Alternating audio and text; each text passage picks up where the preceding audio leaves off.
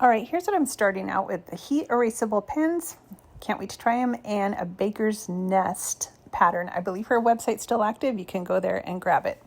I'm just going to show these real quick again. And the board I'm painting on, I went to Goodwill and I got this really nice sign for like $3, and I just painted it white. A lot of people aren't hanging signs in their home anymore with words on them, so you can find them super cheap.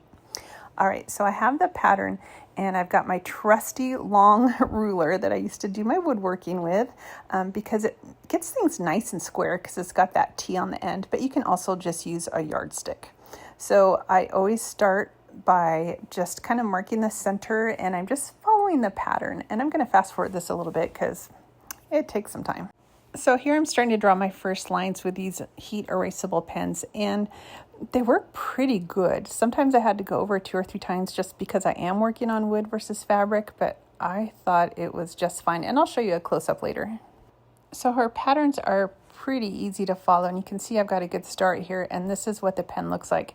You see I have little stars I kind of put in some of these squares, and that just indicates to me where I'm painting later. It just keeps it clear in my head, because once you start taping up, you can get lost. So I'll show you a sample here. I'm just using regular tape that I use when I paint things in my house, but really, to be exact, you might want to use the green frog tape. It does give a really nice seal. But this is good enough for me. If there's any leakage, I'll just touch it up later. Once I had things taped up, I just started painting. Now, I like to do 2 coats, and then I come over the top and I give it a little sanding. So because this barn quilt's a little intricate, this actually took me about 3 days. I just painted a section, walked away, came back, walked away. I find if I'd use a hairdryer and I really push it, I just end up screwing it up. So here's how day 1 ended, and then day 2, I got a lot more done.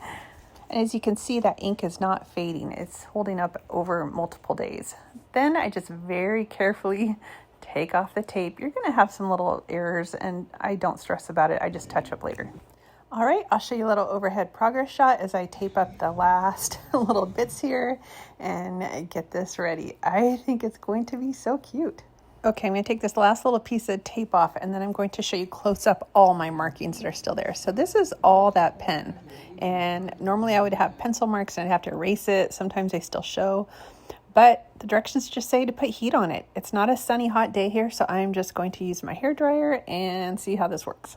All right, I'm going to move this to a close-up angle so you can see that it is in fact disappearing. I'm going to move over to another line that's still pretty clear so you can see after I finish this. Okay, so you can see there's a little star there, and I'm just going to kind of work these. It does take about 60 seconds to get the ink off, but it does work. So all in all, it probably took me about 5 to 10 minutes to get rid of all the ink, and then it was ready to hang. It's so cute. Enjoy.